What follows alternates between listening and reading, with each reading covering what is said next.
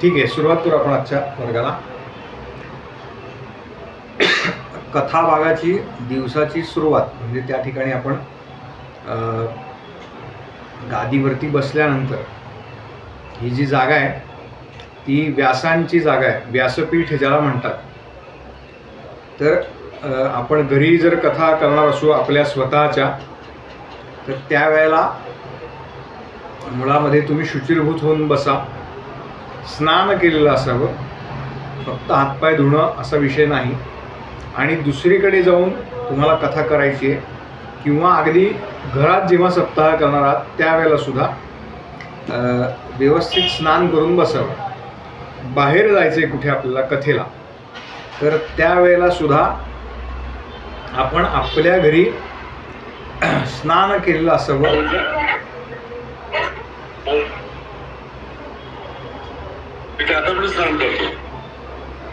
उत्तम.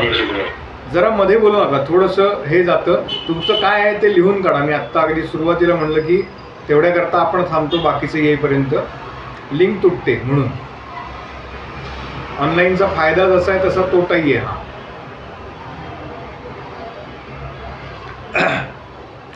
ज्या वेळेला तुम्ही दुसरीकडे जाऊन कथा करणार आहात त्यावेळेला सुद्धा तुम्हाला येण्या जाण्याचा जो काही कालावधी आहे, अर्धा पाऊण तास 1 तास जो काही लागणार आहे, त्याच्या आधी तासभर स्नान करून मग त्या ठिकाणी गेल्यानंतर पुन्हा स्वच्छ हातपाय धुवून मग कथेला बसा. हे पहिलं तत्त्व आपण पाळायचं. व्यासपीठाच्या दृष्टीने शुद्धता ज्याला म्हणतात ती. 4 वाजता जर तुमची कथा सुरू होणार असेल तर किमान त्याच्या आधी 5 मिनटं म्हणजे 3:55ला तुम्ही त्या व्यासपीठावरती स्थानापन्न पाहिजे. आणि मग बाकीच्या ज्या काही गोष्टी राहिल्या आहेत, जो काही गडबड गोंधळ जो काही चालू आहे, हे होतं. पहिले 2-3 दिवस जाणवतं की मग हारच नाही घातलेला भगवंतांच्या मूर्तीला, प्रतिमेला, तर मग हार घालायचा आहे तो. हे सगळं जे काही आहे तिथले कोण यजमान आहेत त्यांच्या हस्ते करणार आहात किंवा तुमच्या हस्ते तुम्ही जर काही हार नेणार असाल, प्रसाद नेणार असाल, तर ते सगळं त्या कथा भागाच्या सुरुवात करण्याच्या पूर्वी एक 5 मिनटं, 5 ते 10 मिनटं किमान तुम्ही त्या जागेवरती स्थिर राहून एकाग्रता करून भगवंतांशी, त्या तत्वाशी अनुसंधान साधण्याचा प्रयत्न करा. त्यावेळेला जो काही तुमचा नेहमीची काही उपासना असेल ती तुम्ही 1-2 मिनटं 3 मिनटं त्या संदर्भामध्ये करा. नाहीतर होतं असं की आपण प्रवास करून गेलेलो असतो, ग्रंथ आणि हे सगळं आपण उघडून बघितलं तर एकदम आपण ज्या सगळ्या धकाधकीतून तिथे पोचलेलो असतो त्याने आपणच थोडेसे दमलेलो असतो. त्यामुळे तिथे जाऊन मुळात शांत होणं याच्यासाठी ही 5-7 मिनटं वापरा. त्याच्यानंतर आपण सर्व श्रोत्यांना असं सांगायचं की पहिल्यांदा आपण सगळेजण मिळून 3 वेळेला सामूहिक ओंकार करणार आहोत. दीर्घ श्वास घ्यायचा आणि 3 व्यवस्थित ओंकार आपण करायचे. हे अशासाठी आहे की आपली एक मराठीमध्ये ज्याला वेवलेंथ म्हणतात ती आणि श्रोत्यांची ह्याचं एका लईमध्ये ते येण्याकरता, मॅचिंग होण्याकरता म्हणून ते ओंकार करणं गरजेचं आहे. अन्यथा असं होतं की आपण जे काही सांगतोय ते बऱ्याच वेळेला समोर जो बसलेला श्रोता आहे त्याला कळत नाही, किंवा श्रोत्यांच्या मनामध्ये काय चाललंय, जो विषय आत्ता आपण बोलतोय, जो आपण विषय सांगतोय तो त्या श्रोत्याला कळतोय का नाही हे सुद्धा आपल्याला त्या व्यासपीठावरनं कळतं. कारण समोर जर अगदी आपण घरगुती कथा जर असेल तर एक 15-20 श्रोते बसलेले असतात. त्या घरातले 20 जण असतील तर याचा अर्थ 40 डोळे आपल्याकडे बघत असतात. आणि 40 कानांनी ते ऐकत असतात। अशा वेळेला आपल्या मुखातून एखादा शब्द कोणताही जो गैर आहे तो जाऊ नये, किंवा अनावधानानं, जसं आता इंग्रजी शब्द आपल्या सगळ्यांच्या तोंडात इतके रुळलेले आहेत की त्याला पटकन मराठी प्रतिशब्द सापडत नाही। तर अशा वेळेला ते कटाक्षाने टाळण्याचा प्रयत्न करा, पण अगदी ते 100% शक्य होत नाही असा माझा अनुभव आहे। तर ह्या सुद्धा व्यासपीठावरच्या चुका आहेत, हे आपण लक्षात ठेवायचं। तेव्हा अशा टाळण्याकरता म्हणून त्यांची आणि आपली एक सामायिक पातळी तिथल्या वातावरणाशी अनुकूल व्हावी, याच्याकरता 3 वेळेला ओंकार गरजेचा आहे। आता ताईंनी प्रश्न विचारला की त्या ओंकाराला जोडून नामस्मरण करायचं का नंतर करायचं, तर हा प्रश्न हा वैयक्तिक पातळीवरचा आहे, तुम्ही कुठल्या पद्धतीने ते करता। मी स्वाभाविकपणे जे करतो ते सांगतो। पहिल्यांदा ओंकार, त्याच्यानंतर संपूर्ण मंगलाचरणाचे श्लोक, भगवंतांचा जय जयकार, आणि त्याच्यानंतर श्रीमद भागवताचा जो महामंत्र आहे ओम नमो भगवते वासुदेवाय, या मंत्राचा जप। त्याच्यानंतर समोर उपस्थित जो सगळा श्रोतृवर्ग आहे अशांना वंदन करायचं, आणि त्याच्यानंतर चतुश्लोकी भागवत, त्याचा अर्धा श्लोक आपण सांगायचा, समोरच्यांनी तो म्हणायचा। या पद्धतीनं ते चतुश्लोकी भागवत पूर्ण करायचं, आणि त्याच्यानंतर त्या चतुश्लोकी भागवताचा जो अर्थ मी पाठवला आहे तो अर्थ खूप तत्वज्ञानयुक्त अर्थ तुम्ही सांगितलात, याचा अर्थ तुमचा त्याच्यावरती खूप अभ्यास आहे असं एक जाणवेल, असं कळेल। पण सुरुवातीला जर ते श्रोत्यांना जड गेलं तर श्रोते तुम्ही जे काही सांगताय त्याच्याशी जुळले जात नाही। त्याच्यामुळे तो अर्थ जो आपण सांगणार आहोत तो तेवढाही जड नसावा, त्यातले शब्द जड असू नयेत, कारण अवघड बोलणं सोपं आहे, सोपं बोलणं अधिक अवघड आहे। त्यामुळे आपण सांगितलेला अर्थ हा समोरच्यांना कळतोय का नाही हे सुद्धा आपल्याला कळलं पाहिजे, हा साधारणपणे आपला क्रम असावा। त्यानंतर पुन्हा भगवंतांचा जय जयकार, आणि मग जो काही आपला दिवस आहे, पहिला दिवस, दुसरा दिवस, त्या दृष्टिकोनातून जे कथाभाग आपले आदल्या दिवशी झालेत, किंवा पहिलाच दिवस असेल तर महात्म्यापासून, आणि पुढचे दिवस असतील तर त्या दिवशीची जी पहिली कथा आहे अशी सुरुवात करायची। संपूर्ण कथाभाग झाल्यानंतर समारोपाच्या वेळेला आपण श्रीमद भागवताची आरती करतो। आरती झाल्यानंतर मग आपण व्यासपीठ सोडायचं आहे। आरती करता किंवा कथेकरता जे कोणी श्रोते उपस्थित आहेत त्यात असे ज्यांचं वय जास्त आहे, सिनियर सिटीजन, असे अनेक जण उपस्थित असतात। त्यामुळे आरतीपूर्वी सांगायचं की ज्यांना आरती करता उभं राहणं शक्य आहे अशांनी उभं राहा, ज्यांना शक्य नाही अशांनी बसून आरती म्हटली तरी चालेल। हे आपण दररोज आरतीपूर्वी सांगायचं। यजमानांनी जर प्रसाद त्यांच्याशी आधी बोलून घ्यायचं की तुम्ही काही प्रसाद ठेवणार आहात का। त्यांचं जर असं काही ठरलं नसेल तर माझी आपल्याला नम्र विनंती आहे की आपण स्वतः आपला प्रसाद घेऊन जायचा। प्रसाद दिला गेला नाही असा भागवताचा सप्ताहातला एकही दिवस होणार नाही।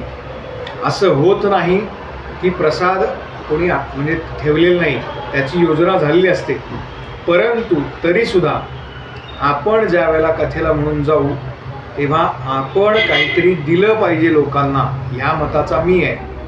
तेव्हा आपण आपला प्रसाद हा कायम बरोबर नेलेला असला पाहिजे। अजून एक, श्रीमद भागवताच्या आरतीचा आणि चतुश्लोकी भागवताचा जो कागद मी म्हणजे जी PDF तुम्हाला पाठवली आहे त्याची प्रिंटआउट किती साधारणपणे श्रोते असतील असं विचारायचं समोर यजमानांना, आणि त्याच्या एक 50 प्रती आपण पहिल्या दिवशी घेऊन जायच्या. आरती झाली की त्यांना सांगायचं की ह्या प्रती तुम्ही परत करा, उद्या पुन्हा तुम्हाला मिळतील. आणि 7व्या दिवशी तुमची कथा झाल्यानंतर जे काही श्रोते उपस्थित आहेत त्यांना तो कागद आपला श्रीमद भागवताचा प्रसाद म्हणून तो द्यायचा आहे. नाहीतर ते कशात बघून म्हणणार आरती, ते कशात बघून म्हणणार चतुश्लोकी भागवत. तेवढ्याकरता आपण सुरुवातीला 50 प्रती पुष्कळ होतात तेवढ्या घेऊन जायच्या आणि त्याच्यात बघून चतुश्लोकी भागवत म्हटल्यानंतर तो कागद बाजूला ठेवायला सांगायचा. कारण मग श्रोते त्याच्यात काय लिहिलं हे वाचत बसतात, मग त्यांचं कथेत लक्ष लागत नाही. तेव्हा त्यांचं कथाभाग सांगत असताना संपूर्ण लक्ष कथाभागाकडे राहील, आपल्याकडे राहील, याची सगळी काळजी आपण घ्यायची आहे. ठीक आहे. आत्ता सगळेजण म्यूटमध्ये माझ्याबरोबर 3 वेळा सामूहिक ओंकार करा. त्याच्यानंतर जो सगळा क्रम आहे तो मी प्रत्यक्ष या ठिकाणी दाखवतो. छान ताठ बसा, डोळे मिटा. मी सुरुवात करणार आहे. माझ्याबरोबर 3 वेळा सामूहिक ओंकार करायचा.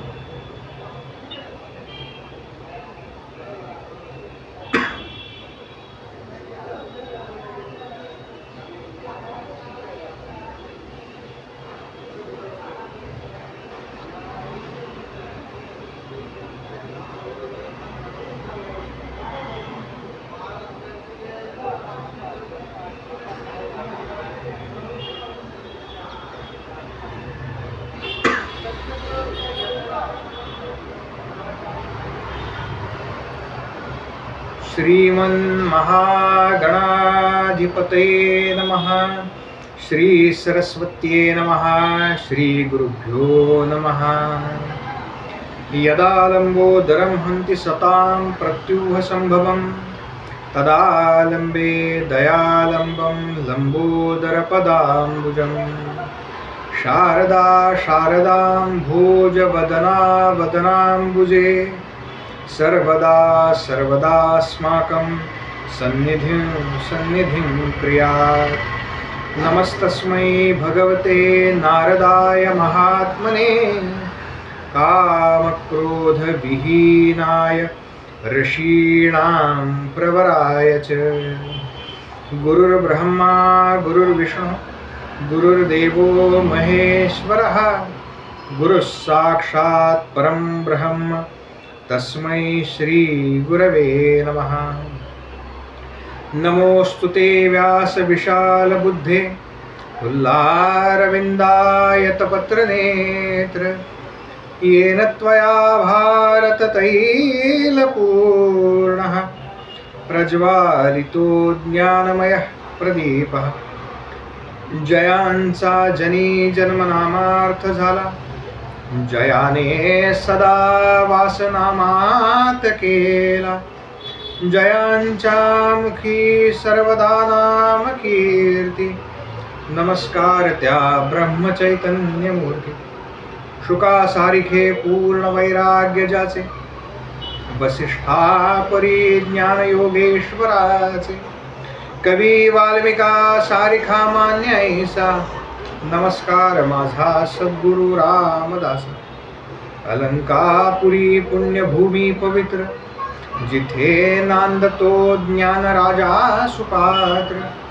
जया आठविता महापुण्य राशी, नमस्कार माझा सद्गुरु ज्ञानेश्वरांची. समचरण सरोजम सांद्र नीलांबुदाभम, जगन्निहित पाणिं मंडलं मंडलानां.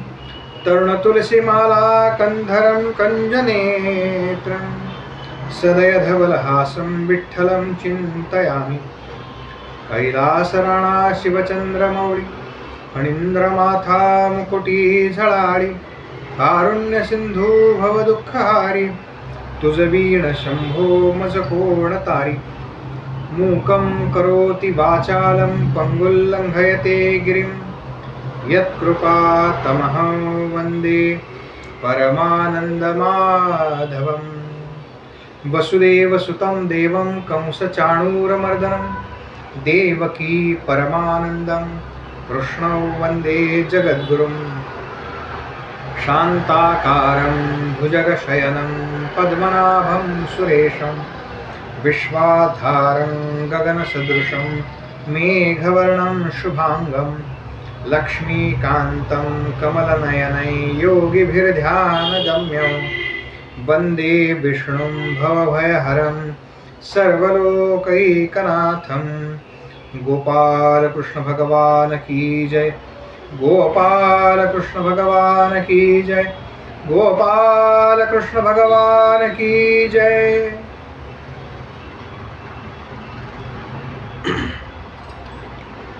श्रीमद भागवताचा जो महामंत्र आहे, ओम नमो भगवते वासुदेवाय, या मंत्राचा उच्चार करू. मी एकदा सांगीन, त्याच्यानंतर आपण म्हणा. एकदा मी आणि एकदा तुम्ही सगळे, अशा पद्धतीनं या मंत्राचा जप आपण करा. हरि ओम नमो भगवते वासुदेवाय.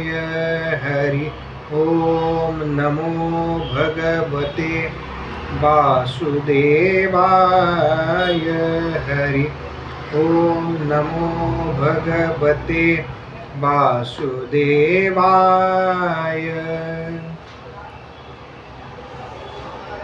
चतुश्लोकी भागवताची अर्धी ओळ सांगतो, पाठीमागून म्हणा. अहमेवा समेवाग्रे, नान्यद् यत्सदसत्परम्. पश्चादहं यदेतच्च, यो वशिष्येत सोऽस्म्यहम्. ऋतेऽर्थ यत्प्रतीयेत, न प्रतीयेत चात्मनि. तद्विद्यादात्मनो मायां, यथा भासो यथा तमः. यथा महान्ति भूतानि, भूतेषु चावचेष्वनु. प्रविष्टान्यप्रविष्टानि, तथा तेषु न तेष्वहम्. एतावदेव जिज्ञास्यं तत्त्वजिज्ञासुनात्मनः. अन्वयव्यतिरेकाभ्यां यत्स्यात् सर्वत्र सर्वदा. गोपाल कृष्ण भगवान की जय, गोपाल कृष्ण भगवान की जय, गोपाल कृष्ण भगवान की जय. भगवंत म्हणतात, या चराचर सृष्टीच्या निर्मितीपूर्वी जे काही अस्तित्वात होतं ते मीच आहे. या चराचर सृष्टीमध्ये जे काही आहे ते सुद्धा मीच आहे. आणि या चराचर सृष्टीचा लय झाल्यानंतर जे काही शिल्लक राहील ते सुद्धा मीच असेल, असा पहिल्या श्लोकाचा अर्थ आहे. दुसऱ्या श्लोकामध्ये भगवंत सांगतात की ज्याप्रमाणे दृष्टीदोष झाला असता रात्रीच्या वेळेला आकाशामध्ये एकाच्या ऐवजी 2 चंद्र दिसतात, त्याचप्रमाणे भगवंतांनी ह्या दृष्टीदोषाला माया असा शब्द प्रयोग केला आहे. मायेच्या प्रभावामुळे आम्हाला भगवंत आणि चराचर सृष्टी अशा 2 वेगवेगळ्या भासतात. वास्तविक प्रत्येक वस्तू ही भगवंतांनीच व्याप्त आहे.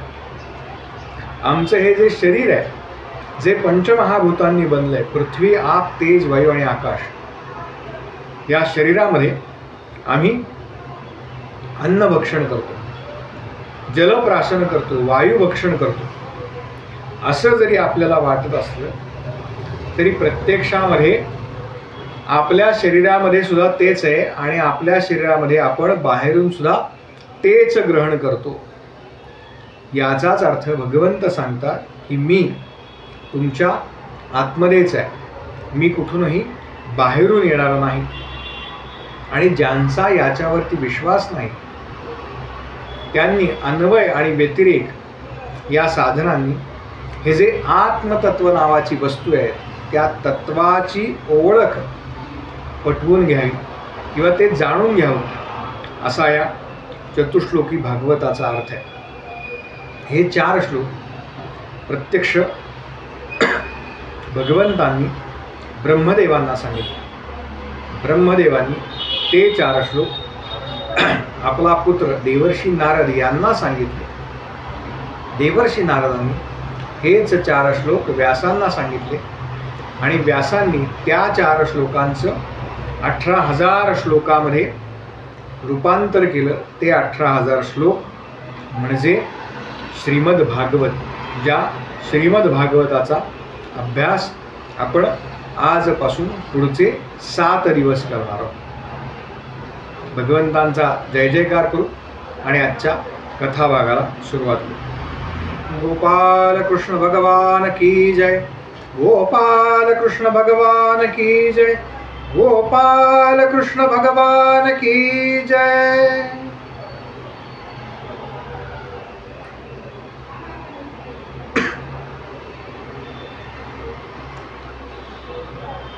अशा पद्धतीने एकूण आपलं जे मंगलाचरण आहे ते असावं. आता आज ताई करणार आहेत मंगलाचरण आणि त्याला जोडून चतुश्लोकी भागवत. याच्यामध्ये कोणाला काही शंका असेल तर विचारा. म्हणजे आता आपण परत प्रशांतजी उशिरा जॉईन झाले म्हणून आपण हे केलं, पण इथून पुढे तुम्ही हे सगळं 2 महिन्यांनी त्यांनाही मी सांगणार आहे. त्याच्यामुळे तुमचं मंगलाचरण एक लिहून काढा. मी जे म्हणतो त्याचा क्रम मी पाठवलेला आहे. हाच क्रम असावा का, तर असं काही बंधन नाही. स्वाभाविकप्रमाणे मंगलमूर्ती गजाननांचा श्लोक प्रथम वंदन, त्याच्यानंतर शारदेचा श्लोक, त्याच्यानंतर देवर्षी नारदांना वंदन असावं, व्यासांना वंदन असावं. कारण त्यांच्यामुळे आपल्याला हे ग्रंथ मिळाले आहेत. कोणतंही पुराण म्हणा, देवर्षी नारदांमुळे श्रीमद भागवत आणि श्रीराम कथा अशा आपल्याला त्यांच्यामुळे मिळाल्या. त्यामुळे त्या कथांपूर्वी नारदांना वंदन आणि मग जी काही आपली गुरुपरंपरा आहे कोणतीही वेगळी नसेल तर या पद्धतीचे सगळे श्लोक म्हटले तरी चालतील. कुणाला काही विचारायचं असेल तर विचारा. श्रोत्यांना वंदन. हां, श्रोत्यांना वंदन करायचं. उपस्थित जे सगळे श्रोते आहेत त्यांना वंदन करायचं आणि कथा भागाला सुरुवात करायची. किंवा चतुश्लोकी भागवताच्या आधी केलं तरी चालणार आहे. तोच मला तेवढं कन्फ्युजन होतं. झालं. थोडा पहिल्यांदा आवाज कट झाला होता, त्याच्यामुळे शारदा स्तवनच्या आधी कुठला घेतलाय? मंगलमूर्ती गजाननांचा. त्यात ते पाठवलेत मी तुम्हाला, फोटो आज पाठवलाय बघा.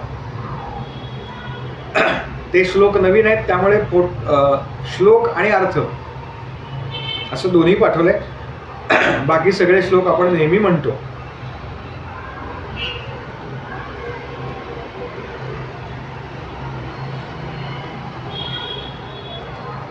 आता सुरुवात झालीये, पण आता म्हणजे मधूनच आहे का जरा शेवटाचं पण आज सगळंच क्लिअर करून द्या. शेवट थांबताना पण काय आपलं गोपालकृष्ण भगवान म्हणूनच थांबायचं की काय कसं ते आता अजून एक सांगतो. एक सांगायचं राहिलं. जेवढा वेळ आपण व्यासपीठावरती बसणार आहोत, माझी अशी आपल्याला नम्र विनंती आहे, एकदा व्यासपीठावरती बसल्यानंतर पाणी प्यायलंय, लवंग खाल्ली आहे, खडी साखरेचा खडा खाल्लाय, असं शक्यतो करू नका.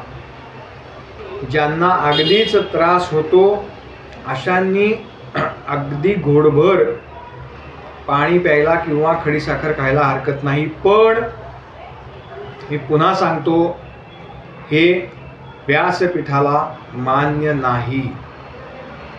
व्यासपीठाचे जे काही नियम आहेत त्याच्यामध्ये एकदा व्यासपीठाला आपण वंदन करून व्यासपीठावरती बसलो की असं कुठल्याही प्रकारचं साहित्य तोंडात टाकायचं नाही.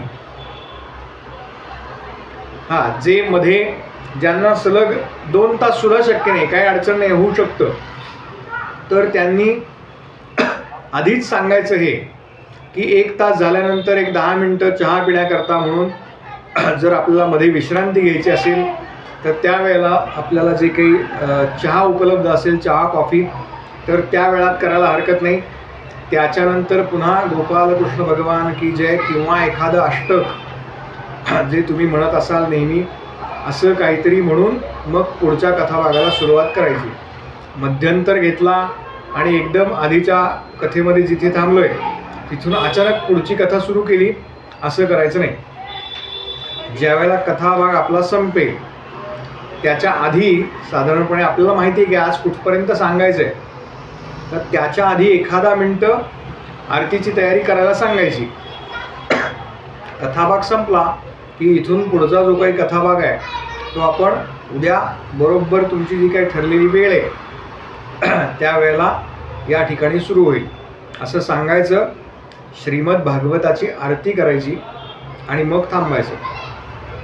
यात जी आरती आहे त्याच्यात पहिल्यांदा 2दा जय जय हो असं लिहिलेलं आहे, तर ते थोडंसं म्हणायला जो मीटर आहे त्या मीटरमध्ये थोडंसं अवघड जातं. त्याच्यामुळे एकदाच म्हणायचं, जय हो जय श्री भागवता, आरती करू तुझ भगवंता. जय हो जय श्री भागवता, आरती करू तुझ भगवंता. श्री शुक मुनीने परम भक्तीने नाना परीने गायले जा हरिचरिता. आरती करू तुझ भगवंता. या पद्धतीने ते घ्यायचं, म्हणजे ते त्या चालीमध्ये बसतं. आरतीनंतर प्रसाद मिळणार आहे हे सांगायचं आणि मग आपण त्या ठिकाणावर म्हणजे व्यासपीठावरून उठायला हरकत नाही.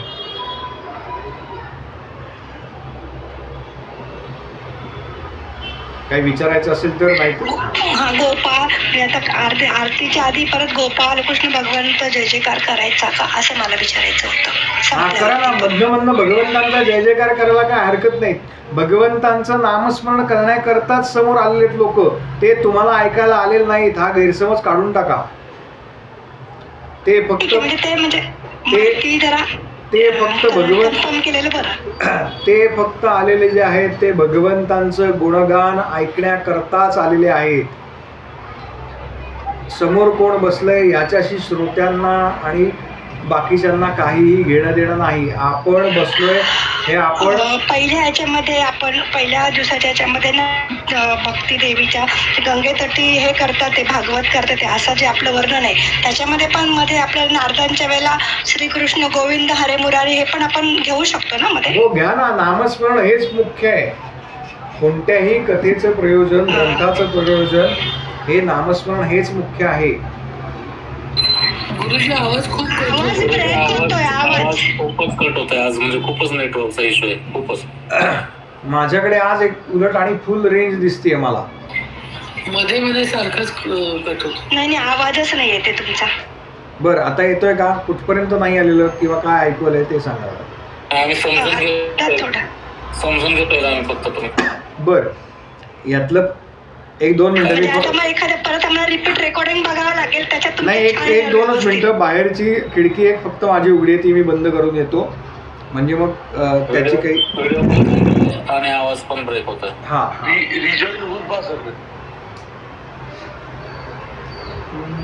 जय हो जय श्री आरती करू तुझ भगवंता. जय हो जय श्री भागवता.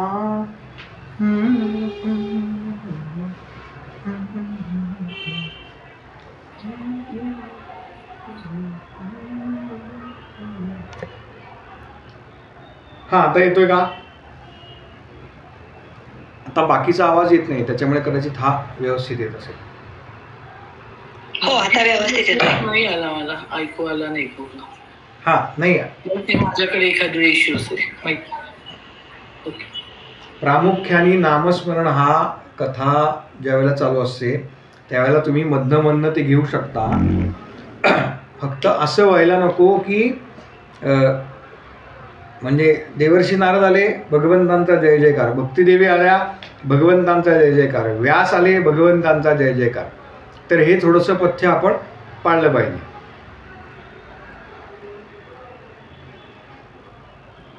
अजून कोणाला काही विचारायचं आहे का? म्हणजे मंगलाचरण हा जो प्रमुख विषय आहे, दोन्ही म्हणजे आरती आणि मंगलाचरण. आता त्याच्यानंतर स्वाभाविक आपण घालीन लोटांगण वंदिने चरण ते म्हणतो ते सगळं म्हणायचं आहे. म्हणजे काय म्हणायचं? ज्या दिवशी भगवंतांचा जन्म आहे म्हणजे 4था दिवस, त्या दिवशी अनेक जण म्हणतात की आम्हाला दुसरी कुठली आरती म्हणायची आहे. आरती ओवाळू मदन गोपाळा ही भगवंतांची जी आरती आहे ती म्हणायला काही जण तयार असतात, किंवा तर ती म्हणा, म्हणजे ज्यांना येते त्यांनी म्हणा, नसेल येत तर ऐका आणि म्हणा. किंवा तुम्ही कुठली जर वेगळी कुठली आरती म्हणत असाल, त्या ठिकाणी एखाद्या मंदिरात जर कथा असेल तर मंदिरामध्ये ज्या काही आरत्या होत असतील समजा, त्या रोजच्या वेळेला जर आपली कथा असेल त्याच मंदिरामध्ये तिथे, तर तिथल्या ज्या काही आरत्या आहेत त्या सगळ्या ते म्हणले नाही आमची अशी पद्धत आहे की एवढ्या एवढ्या आरत्या म्हणतो, तर त्याच्यामध्ये आपण भागवताची आरती म्हणायची. तिथली जी काही हे आहे ते डिस्टर्ब करायचं नाही.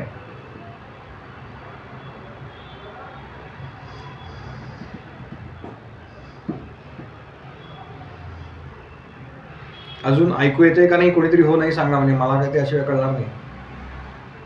ब्रेक होतोय अजून सुद्धा. फार व्यवस्थित नाही येत आहे ऐकायला. अरे बापरे, खूपच कट होतोय आवाज. मला वाटलं माझ्याचकडे नेटवर्क इश्यू आहे का? नाही, पण आता म्हणजे मी वेगळं काहीच नाही, आत्ता वेगळं काहीच नाही. बऱ्याच वेळेला आवाज खूप ब्रेक झालेला आहे. बरं, पण ब्रेक होतो. तुम्ही हालचाल केलेली ती 2-3 मिनिटांनी असं म्हणजे 10-12 सेकंदाचा लॅगिंग आहे, टाइम लॅग येतोय. ठीक आहे, नेटवर्कचा काहीतरी इश्यू असेल. पुढे आता नेटवर्क इश्यू कळला मला. याच्याबद्दल काही शंका आहे का? पहिल्या एकूण मंगलाचरण आणि या सगळ्या सादरीकरणाबद्दल? नाही. हां,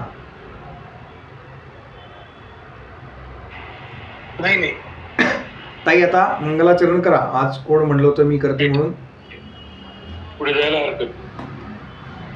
म्हणू का सर मी? हो, म्हणा ताई. यदा लंबोदरं हन्ति सदा प्रत्युवसंभवम् तदा लंबे दयालंबं लंबोदरपदाम्बुजम् शारदा शारदाम्बोज वदना वदनाम्बुजे सर्वदा सर्वदास्माकं सन्निधिं क्रियां. नमस्तस्मै भगवते नारदाय महात्मने कामक्रोधविहीनाय ऋषिणा प्रवराय च. गुरुर्ब्रह्मा गुरुर्विष्णू गुरुर्देवो महेश्वरा गुरुः साक्षात् परब्रह्म तस्मै श्री गुरवे नमः. मूकं करोति वाचालं पङ्गुं लङ्घयते गिरिं यत्कृपातमहं वन्दे परमानन्दमाधवम्. या कुन्देन्दुतुषारहारधवला या शुभ्रवस्त्रावृता या वीणावरदण्डमण्डितकरा या श्वेतपद्मासना या ब्रह्माच्युतशङ्करप्रभृति देवैः सदा वन्दिता सा मां पातु सरस्वती भगवती निःशेषजाड्यापहा. समचरणसरोजं सान्द्रनीलाम्बुदाभं जगदनिहितपाणि मण्डनं मण्डनानां तरुणतुलसीमाला कन्धरं कञ्जनेत्रं सदयधवलहासं विठ्ठलं चिन्तयामि. आपदामपहर्तारं दातारं सर्वसम्पदां लोकाभिराम श्रीरामं भूयो भूयो नमाम्यहम्. जय जय रघुवीर समर्थ गोपाल कृष्ण भगवान की जय. गोपाल कृष्ण भगवान की जय. गोपाल कृष्ण भगवान की जय. अहमेवासमेवाग्रे नान्यद्यत् सत्सत्परम् पश्चादहं यदेतश्च यो वशिष्येत सोऽस्म्यहम्. कृतेऽर्थं यत् प्रतीयेत न प्रतीयेत चात्मनि तद्विद्यादात्मनो माया यथा भासो यथात्मा. यथा महान्ति भूतानि भूतेषु चाश्वशेष्वचेष्वनु प्रविष्टान्यप्रविष्टानि तथा तेषु न तेष्वहम्. एतावदेव जिज्ञासं तत्त्वं जिज्ञासुनात्मनः. अन्वयाव्यतिरेकाभ्यां यत् स्यात् सर्वत्र सर्वदा. गोपाल कृष्ण भगवान की जय. या श्लोकांचा अर्थ असा. पहिल्या श्लोकाचा अर्थ, चराचर सृष्टी निर्मितीपूर्वी मीच होतो, सृष्टीतही मीच आहे आणि सृष्टीचा लय झाल्यावर केवळ मीच असेल. दुसऱ्या श्लोकाचा अर्थ असा की दृष्टीदोष झाल्यावर ज्याप्रमाणे मनुष्याला एकाऐवजी दोन चंद्र दिसतात त्याप्रमाणे मायेच्या प्रभावामुळे भगवंत व चराचर सृष्टी या दोन गोष्टी भासतात. पण प्रत्यक्षात तसं नाही. तर भगवंत आणि आपण एकच आहोत, पण मायेच्या प्रभावामुळे आपल्याला तसे दिसते. पंचमहाभूतांचे शरीर तिसऱ्या श्लोकाचा अर्थ, पंचमहाभूतांचे शरीर बनलेले आहे त्यामुळे त्याचे सेवन आपण करतो असे आपल्याला वाटले तरी सुद्धा तसे नाही. कारण जे बाहेर आहे पिंडी ते ब्रह्मांडी या न्यायाप्रमाणे जे बाहेर आहे तेच आपल्या आतही आहे. वायू जल आणि अन्न आपण सेवन करत नसून ते आपल्या आतही आहे. तसा भगवंतही आपल्या हृदयात आहे आणि आतच आहे. तो कुठूनही बाहेरून येत नाही असा तिसऱ्या श्लोकाचा अर्थ आहे. आता चौथ्या श्लोकाचा अर्थ, जे सर्व ठिकाणी सदोदित असते तेच आत्मतत्व होय. जिज्ञासू जीवाने हे तत्व अन्वय व व्यतिरिकाने जाणावे यातच त्याच्या जीवनाचे सार्थक आहे. गोपाल कृष्ण भगवान की जय. गोपाल कृष्ण भगवान की जय. गोपाल कृष्ण भगवान की जय. हा, उत्तम, छान म्हणालात ताई. गुरुर्ब्रह्मा हा श्लोक पुन्हा म्हणा. गुरुर्ब्रह्मा गुरुर्विष्णू गुरुर्देवो महेश्वरा गुरु साक्षात परब्रह्म तस्मै श्री गुरवे नमः. हा, आता तो जो श्लोक आहे ना त्यातले शब्द जे काही आहेत ना, तर मला अगदी जे सहज ढोबळ यांनी कळले त्याच्याबद्दल सांगतोय मी. अगदी फार सगळ्या ह्याच्याबद्दल नाही सांगणार आहे. गुरुर्ब्रह्मा, ब्रह्म असा शब्द आहे, ब्रह्मा असा शब्द नाही बरं का. हा, दोन्हीकडे ते करायचं. गुरुर्ब्रह्मा गुरुर्विष्णू गुरुर्देवो महेश्वरः गुरुः साक्षात् परं ब्रह्म तस्मै श्री गुरवे नमः. हा, ते एक करून घ्या. आपदामपणा,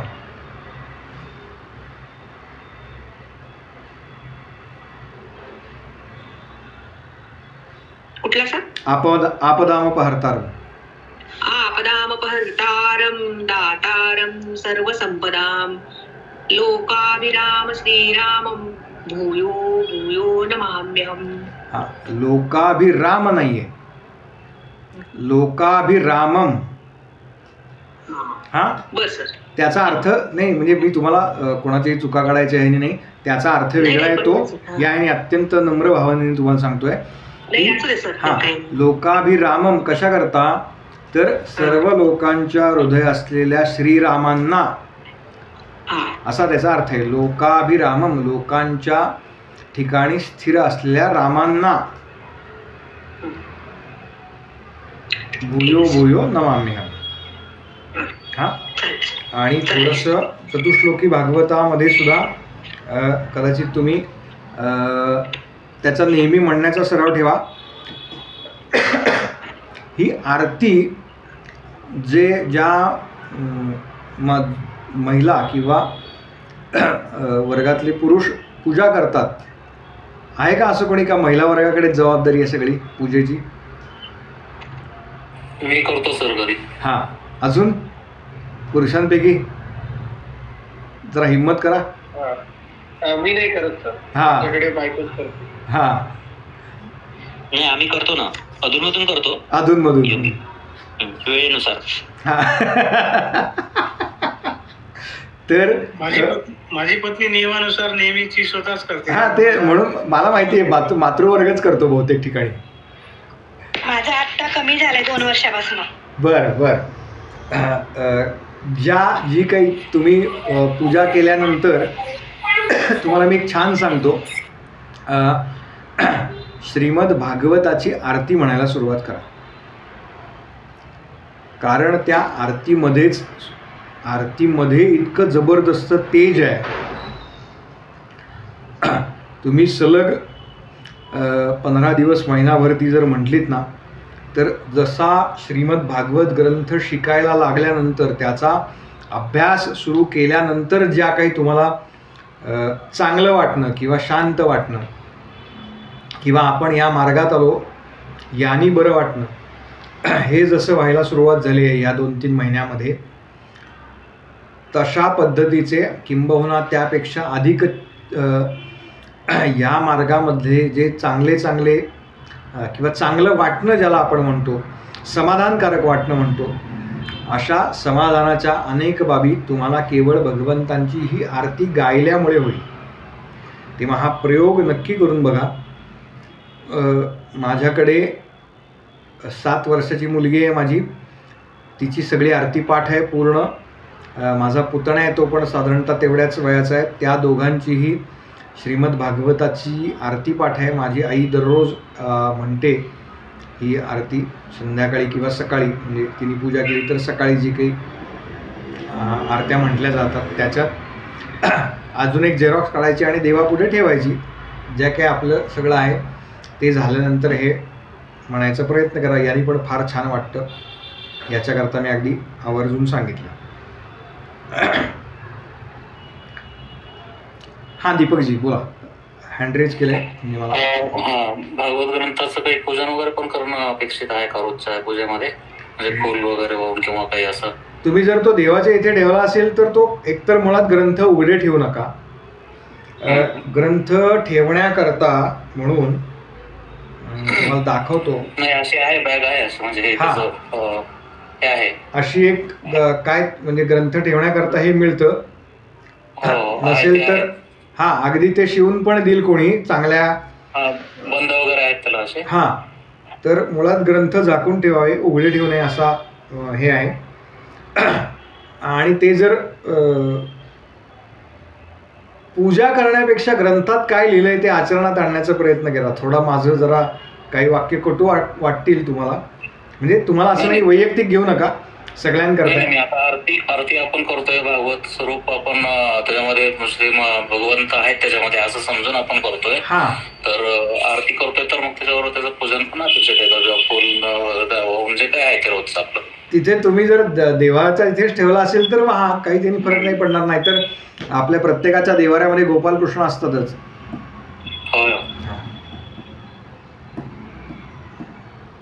अजून कोणाला काही विचारायचं आहे का मंगलाचरणाबद्दल? काही शंका आहेत, काही अजून प्रश्न आहेत तर आत्ताच हे करा, म्हणजे त्या शंका समाधान करून घ्या.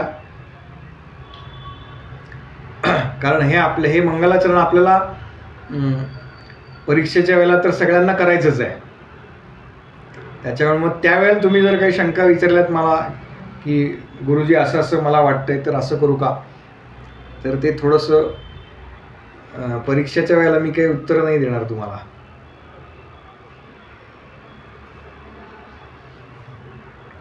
साधारणतः मंगलाचरण हे किती वेळात आटपायचं असतं आपल्याला सुरुवातीला? नाही, असा कुठलाही प्रघात नाही. हां, आता कमीत कमी एक साधारणपणे 7-8 तरी श्लोक त्याच्यामध्ये असावे. याचं कारण ती सुरुवात असते कुठल्याही दिवसाची, कथाभागाची.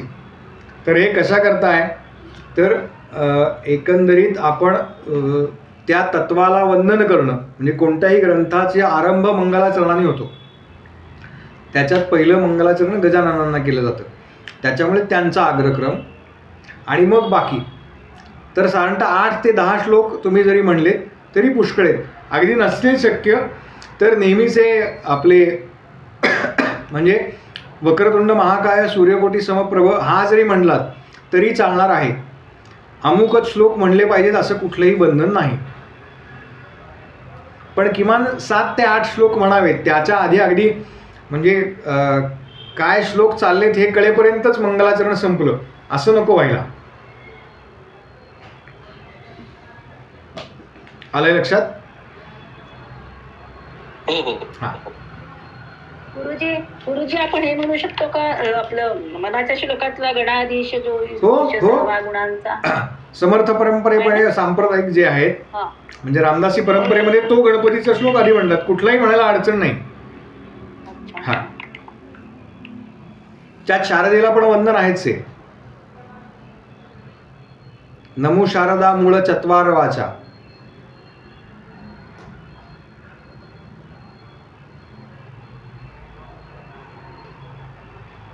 अजून काही कोणाला?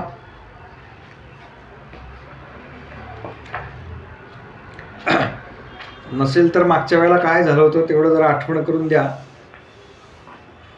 वृत्रासुराची कथा. वृत्रासुराचा वध झाला होता. हो, दधीचींची.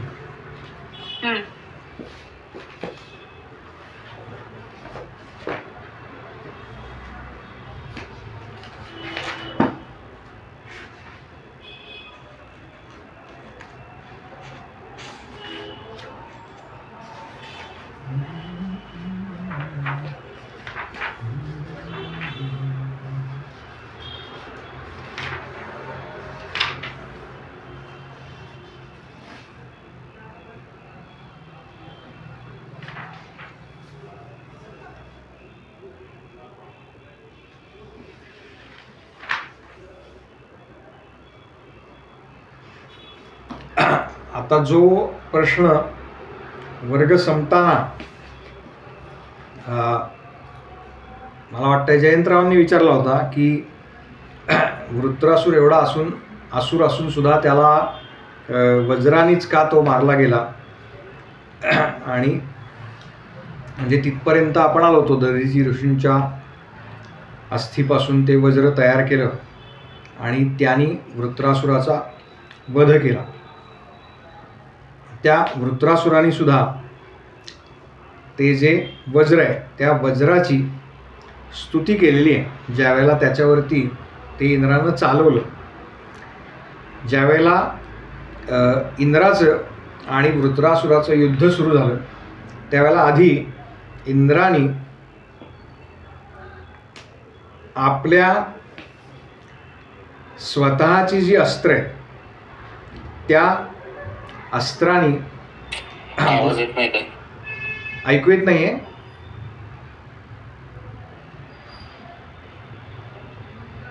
ऐकू येत नाही? बिलकुल आवाज नाही. काहीच कळलं नाही पुढं काय आहे.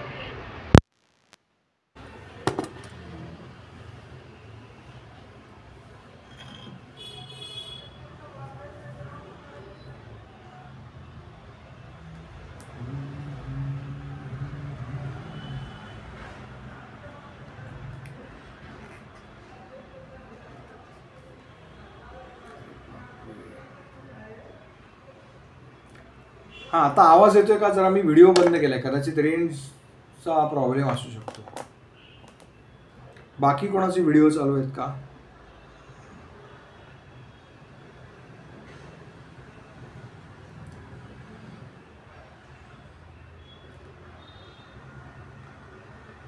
आता येतोय आवाज?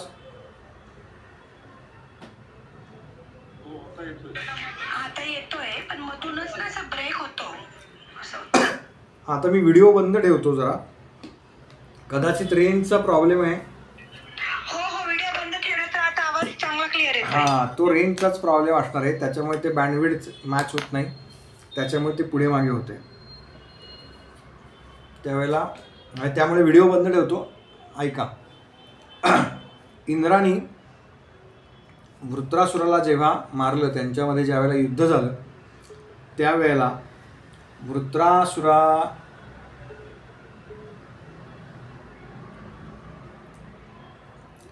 इंद्राने आधी स्वतःची जी अस्त्र आहे त्या अस्त्रांनी त्या वृत्रासुराला मारण्याचा प्रयत्न केलेला आहे. याचं कारण मी मागच्या वेळेला सांगितलं की इंद्राला जरी हे माहिती होतं की वज्राशिवाय तो वृत्रासूर मरणार नाही आहे, तरीसुद्धा अहंकार नावाची जी गोष्ट आहे की आपल्या हातामध्ये ते शस्त्र असून सुद्धा मी मारलं वृत्रासुराला किंवा माझ्यामुळे तो मारला गेला, हा जो भाव आहे तो भाव इंद्राच्या मनामध्ये जागृत झाला होता. आणि म्हणून इंद्राने त्या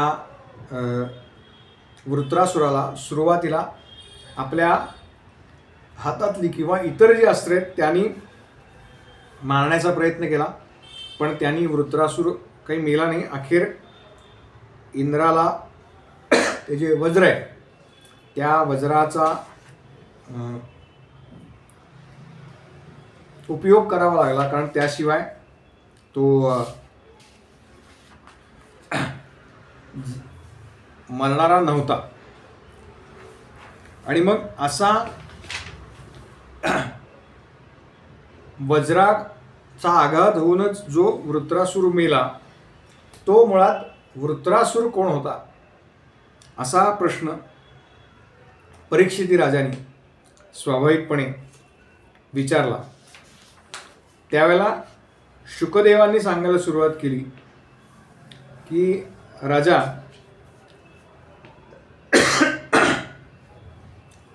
हा वृत्रासूर म्हणजे मुळामध्ये चित्रकेतू नावाचा एक राजा होता. हा चित्रकेतू नावाचा राजा, याला अनेक राण्या होत्या. भागवतामध्ये 1 कोटी राण्या होत्या असा उल्लेख आहे, पण अनेक राण्या होत्या याचा अर्थ आपण एवढाच घ्यायचा. आणि 1 कोटी किंवा एवढ्या अनेक राण्या असून सुद्धा ह्या चित्रकेतूला संतान नव्हतं किंवा संतान उत्पत्तीला तो समर्थ होता, परंतु त्याला संतती प्राप्त झाली नाही असा उल्लेख या राजाचा आहे. या राजाला एक दिवस राज्यामध्ये बसलेला असताना अंगिरा नावाचे जे ऋषी आहेत, ते अंगिरा नावाचे ऋषी ह्या राजाच्या राजवाड्यामध्ये येऊन पोचले.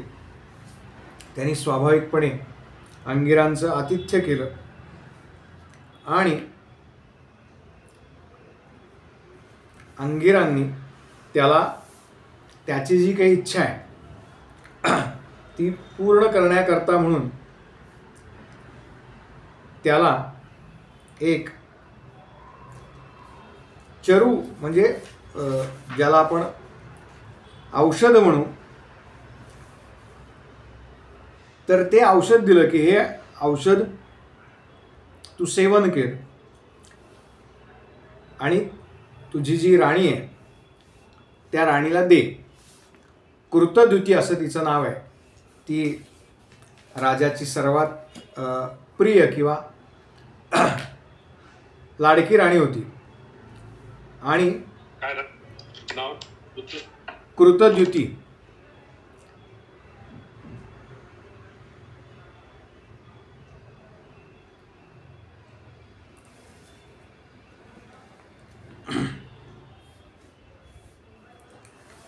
त्या कृतद्युतीने तो प्रसाद भक्षण केला आणि त्यानंतर यथाकाली तिला पुत्र झाला. आता तिला पुत्र झाला हे ही वार्ता सगळ्या राज्यामध्ये पसरली आणि त्याचबरोबर तिच्या ज्या इतर ज्याला सवती म्हणतो आपण त्या नाही ऐकू येते व्यवस्थित काहीच अरे बापरे, मग आज ठीक आहे, आपण काय करू, जे काही सांगितलं